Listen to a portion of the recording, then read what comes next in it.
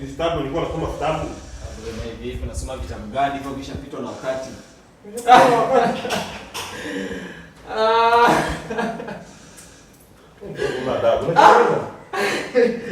Unajua nini fazi? Yaani kwa kitu kimoja nimekumbuka hicho.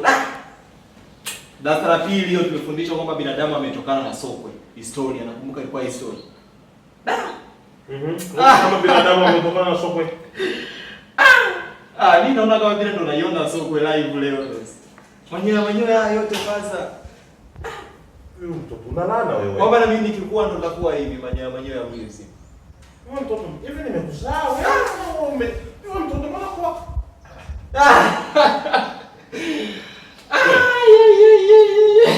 Nani kumbe sio chai eh? Basi unaenda? Unajua mimi nilikuwa bado sijakuona hivyo ukiwa umejiachia. Unaenda wapi?